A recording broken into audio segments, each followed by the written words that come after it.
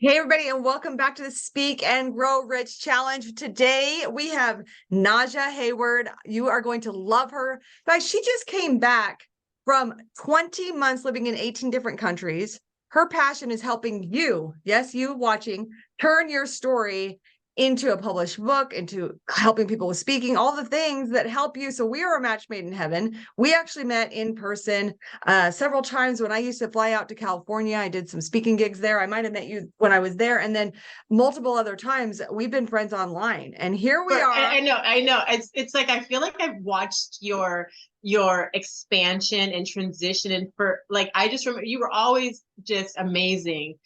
But it's like I see this woman, and we were just talking about, we're at this new stage age of our lives, and so we're completely like, I don't know, there's like this authenticity to you that's just beautiful, and I love that I got to actually see this journey.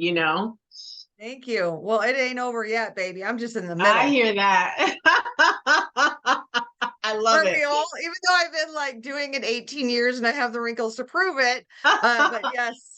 Well, this is about you. So tell us a little bit what sparked you to go on this journey of a lifetime. You know what? It's so funny, Amanda. So I in 2019 I was engaged to be married, and I had planned out the next 50 years of my life, right? I was just like, we were all set, and 27 days before the wedding, he shut it down. And it was a blessing. It was Okay, really a good. blessing. It was something that I could not have done myself, and there were just things happening. And so that happened, and then I relaunched my tea company that I still have. So I have multiple businesses, publishing being my core business. But I relaunched my tea business, and then my grandmother got Alzheimer's, and then I was put into being her like primary caregiver, her power of attorney, and all the things, right? Mm. And so I can, you might be able to imagine that there's just maybe a little bit of stress on me at that time. And I just didn't realize like how much. And so I was hired to speak for this organization called 100 Black Women. And I said, hey, Mm. can I do a video to intro me interviewing women that have like, they're like in their 90s and their 100s? They were like, we love it. So I went out and I just like put an ad on not an ad, but I put a post on Facebook, and I got all these people that are like, oh, my grandmother is 94, my aunt's 97, my grandmother's 103. And I was like, what in the world? So I went to all of their homes, and this was kind of a little bit pre-COVID or as COVID was happening. So I went to their homes, I took my little camera, and I interviewed them about their lives and their love and their food and all of this stuff. And it like fueled something inside of me that was really beautiful. And it just broke me open in the best way possible. And so I went home, and this friend of mine was like, you need to go around the world talking about tea, because they had hired me as the founder of a tea company. And in that moment, I was like, no, I need to go around the world talking about wellness, and how do we stay like hold on to our vitality, and how do we just continue that thing that's life, right? And I don't know where that thought came from. And then the next day I get an email from this company called Remote Year, and they're like, oh, join our first 12-month program, 12 countries over 12 months. And I was like, wait, where is this coming from? Going through the list, it was all countries I'd never traveled to. So I've traveled quite a bit. I'd never been to any of these countries. It was like starting off in Croatia and ending in Japan. And I was just like, it's probably like $15,000 a month and whatever. And it was 100% like in my financial budget. And I was just like, I talked to my family, because I had been caring for my grandmother for about a year and a half, to almost 2 years at that point. And I said, I need to go. Like I'm feeling sickness grow inside of me. I need to get out of here, and I need to like get better. And so, I talked to them, and then I talked to my team, and I said, hey, you guys, can you handle this here? And I'll be like, we're already remote, right? So I said, Right. I'm going to leave. Then I talked to my son, who was like the final thumbs up, and he was just like, you have to do it, Mom. And so I put down my deposit, left 7 months later.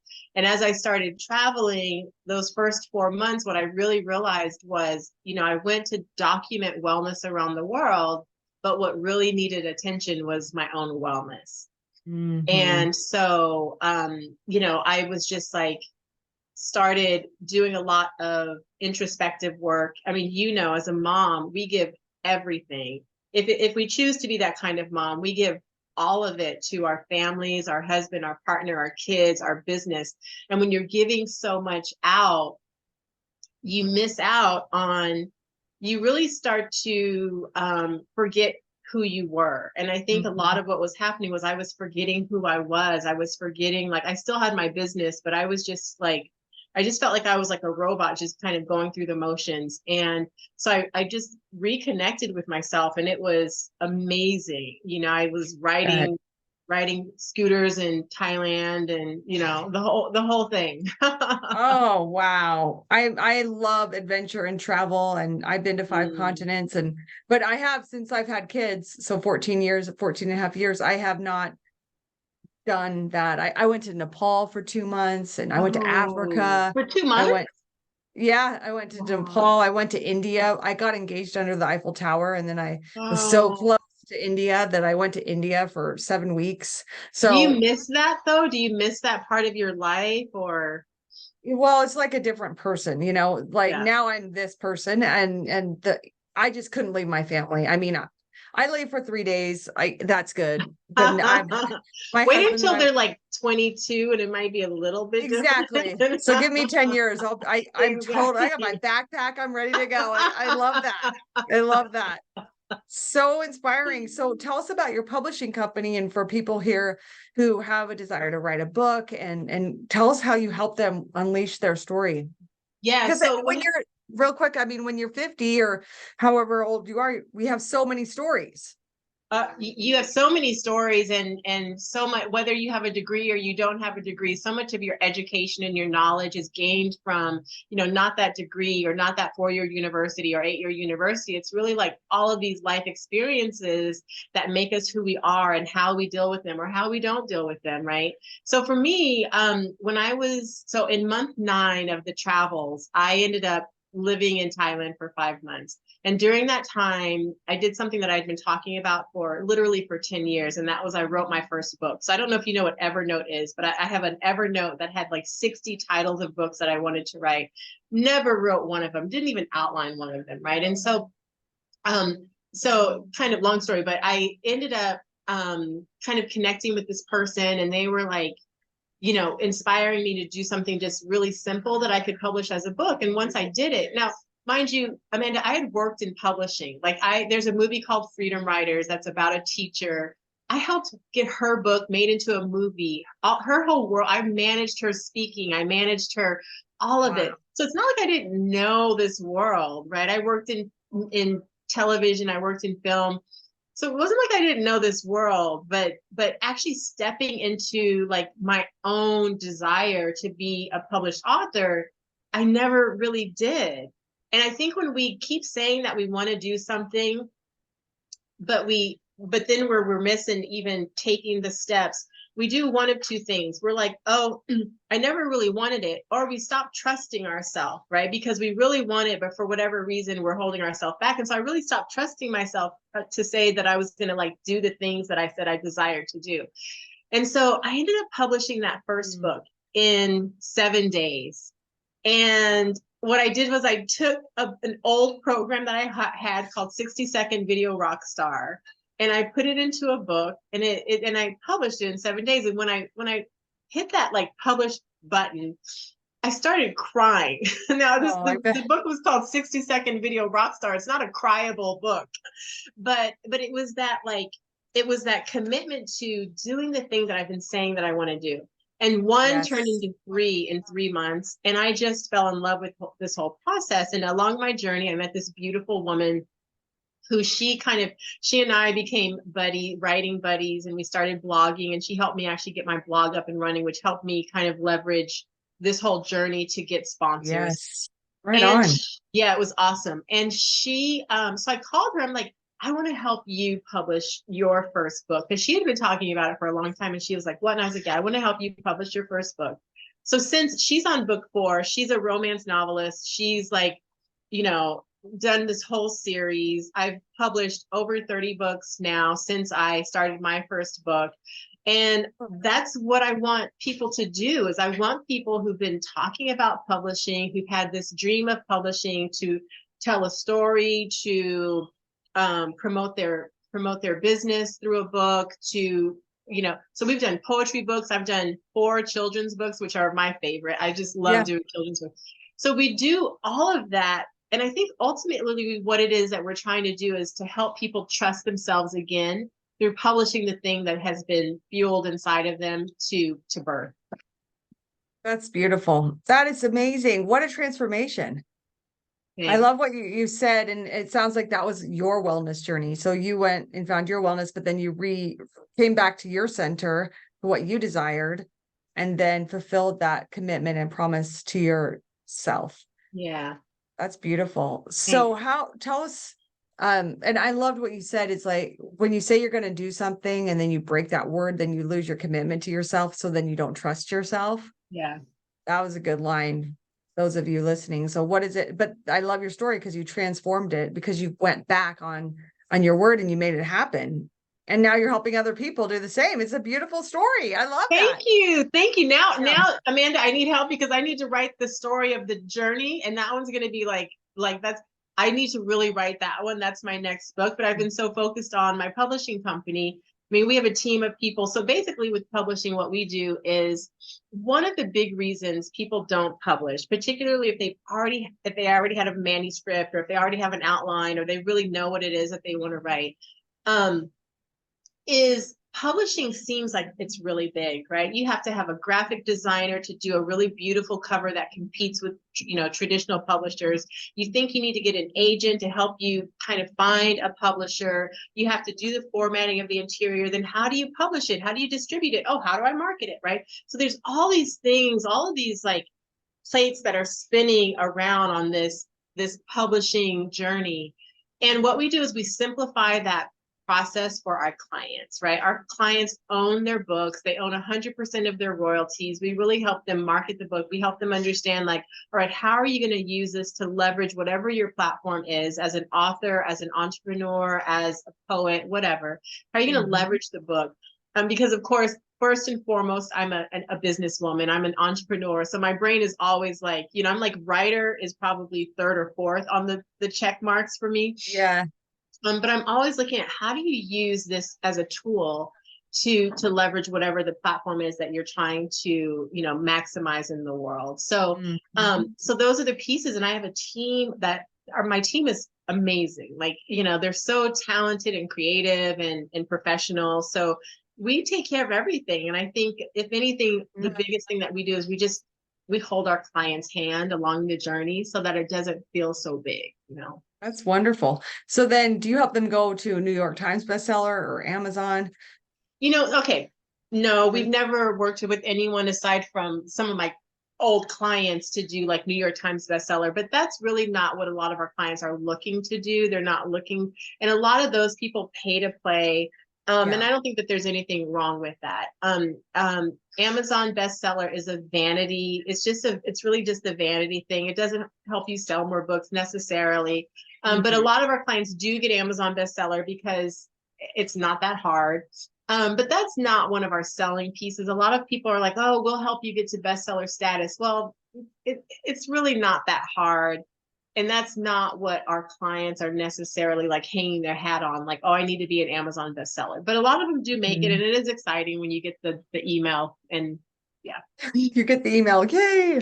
Exactly. Yeah, exactly. And I'm like, so how many books did that help you sell? Or like, how many new clients did that help you get? That's always my question, which, you know, for the good or the bad of it. The long term, yeah, the ROI, the real ROI. Okay, cool. So how do you actually help people tell their story and synthesize that into their published book? So let's say you are a real estate agent, right? So, and you help people to really kind of maneuver through the process of buying a house. So there's the how-to, right? There's step 1, step 2. So chapter 1, chapter 2, chapter 3, all of the things of the how-to. But if I'm reading that and I'm getting all of this juicy information, I think it's great, but I probably can get that information in a whole lot of places. I Right. want to know, like, how is that author tying their story into the how-to in a way that I can identify with, so I can see Mm. myself in that story. I can aspire to, I want to, like, I'm not there, but I want to aspire to that. Or like I can empathize with, like, wow, I can't even imagine what that was like. And so there's that connection. And so what we do is we really look at, like, how are you infusing your life journey, your life story? How did you get to this place? Sometimes we call it the hero's journey, right? But Mm-hmm. how did you get to this place from that place? And so, Yeah. and there's these steps to getting there. And it's pretty straightforward in as far as the process, I think so yeah. Yeah, yeah, that way when they're reading it, it's there's more meat and relation to it. I want to read your book. I want to read book 1, 2, and 3, because I feel like now I know you, I like you, and I trust you because you were vulnerable and really kind of sharing something with me. And you're memorable, right? Now Right. I can distinguish you from this other real estate audiobook that I listened to that just told me all the things that I need to do to buy a house. But I remember Mm-hmm. Amanda because she told me that, she got into real estate because she lost her home when she was 25, and she had to take care of her siblings or whatever the story Yeah. is. You know what I mean? Right. So, Yes. That's good. Okay, awesome. And so what's your vision for the future of your publishing company? so, okay.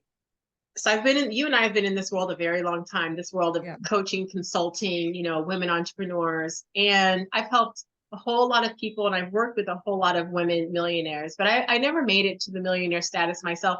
And it was never a goal. It was never a dream. It was never a desire.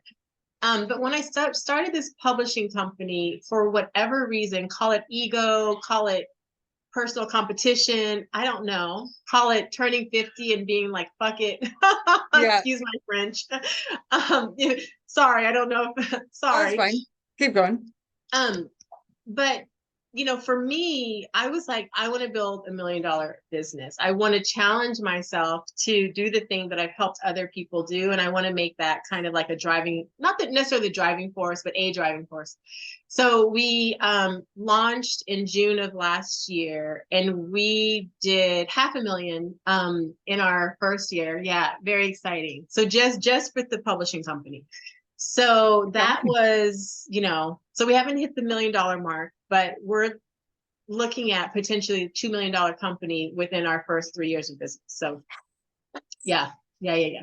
And that's the That, personal goal, right? Then there's all that, yes. like, altruistic stuff of helping people tell their story, helping people really kind Yes. of get their mission out there. Those things are just a part of who I am. I do that whether someone hires Right. me as a publisher or a coach or whatever, but that personal goal is, Yes.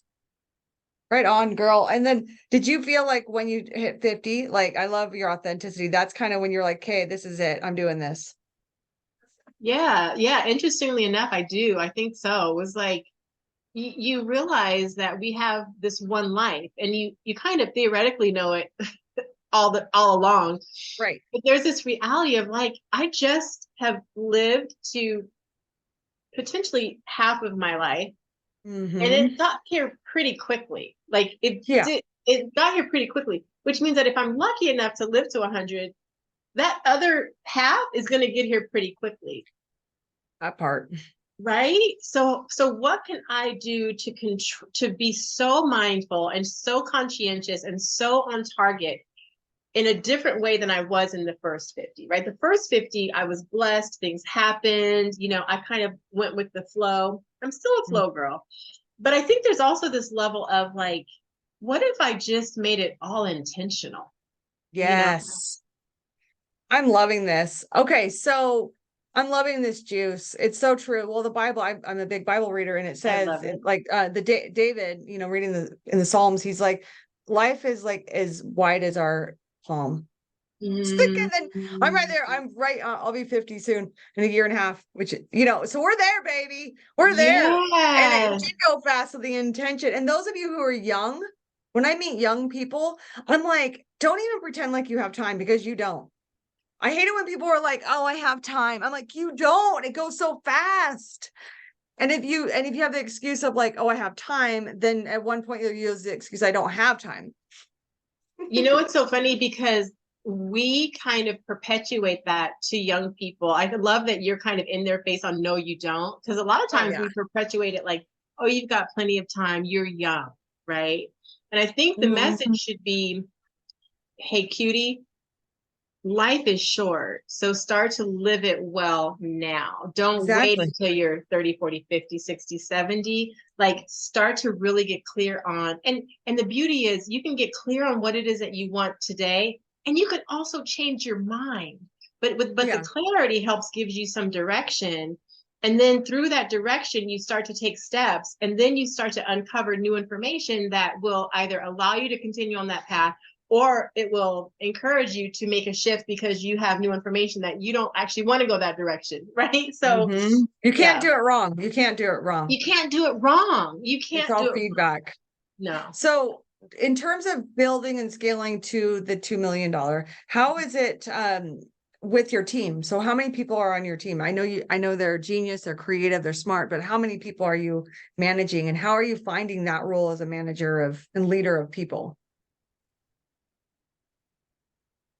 Well, okay, so I have an admin assistant, and I have a personal assistant. I have a marketing person, and I have a formatting person. I have two formatting people, and I have 2 graphic designers. 3 of those people are full-time, and then everyone else is more on the freelancer, and not quite freelancer, but they're definitely a part of the team, but they're more project-based. The part that I love about managing people is once you get into your groove, and I know you and you know me and you know how I work and you know my expectations and I know, and vice versa, right? I love that groove, and I love that, like, you know, I love when we can get into an agreement where we can agree to disagree, or we know how to argue, and we know like we know how to kind of, I love that part of it. Yes. The creation of that is not so much fun for me. And the part that I really find challenging is I'm the kind of manager that, like, I don't like, I'm not a micromanager whatsoever. I'm the opposite of a micromanager. I expect you, I hired you because there's this genius that I saw in you, and I want you to bring that genius and to help the thing that we're creating get better. And if I'm sitting here telling you, well, okay, X, Y, and Z, this is exactly how you're supposed to do it. 1, 2, 3, 4, 5, and this is how I want. Now, a lot of people don't necessarily work like that. So I need to take more time up front to really kind of create, you know, this, to just help them along the way. And that's not where my strength lies. And that's where my frustration comes in. So I'm trying to get better. My assistant, who's been with me for a year, 3 weeks ago, she said, I just want to tell you, I've learned so much being with you. You have helped me as a woman. And she goes, and you've inspired me so much that I'm putting my notice in, and I'm following my dream of becoming a airline stewardess. Oh, it's her dream. She's always going to be. And I was just like, you're not the person that I really wanted to inspire, but I'm so happy for you. I know, right? Yeah. Yes. Well, exactly. Yeah, it's a journey. I find that that's kind of the hardest part too, is like the leadership of the team and managing that whole part, right? But you're doing great. How many people are on your team, Amanda? I have, let's see, I have a tech VA. I have about 2 tech VAs. I have a copywriter. I have who else? And I have someone that helps me with PDFs and guidebooks and things like that. You have a copywriter? Yeah. But I met her with Gina back in, 10 years ago. So she's like, I can't even tell you guys, I can't give her name, anything, because she also writes for Tony Robbins. And so she doesn't, like, we were mastermind buddies, and she's just always had my back. But she's a secret I can't tell anyone, but she's a little secret weapon. I mean, your copywriter to me is probably one of the best spent investments. If you are doing digital marketing or online marketing, or, any kind of online sales, like, that is your secret weapon for sure. Yeah, she's a secret weapon. And I've worked with ads agencies in the past, and that just has always sadly been a major disappointment. So I work with the ads club where I absolutely love, and I hire them ads by the hour, and they help me with my ads. I love that. Oh, Yeah, they're really great. okay. I might have to get that offline. Sure. I'm happy to share. It's Successful Ads Club. And I have an affiliate link, so I will send it. Yeah, happy to share for you and any of the listeners. Yeah, I will take your link as well. It's so funny Yeah. because we do ads for our clients. We do book funnels, which Uh-huh. are just marketing funnels for a book, right? Mhm. And we're all, I mean, the world of online advertising or social media advertising is ever changing, and you have to stay up on, Yes. all of it. And so I'm always looking at, like, I would really like to outsource that entire kind of piece of what we do for our clients. So I love that. Successful Ads Club. Club. Yeah, it's the best. I love it. So yeah, I keep going back to them, and I've worked with many agencies, and I'm sorry if you're an agency and if I'm hurting your feelings, but it's challenging, like it's a good deal for the agency because they can get 5K a month retainer, but if there's a million clients and things get dropped, I mean, I've tried it. The definition of insanity is doing the same thing over and over and expecting different results. So do you do a lot of ads for your business? I do. I run ads from to a weekly webinar that I do.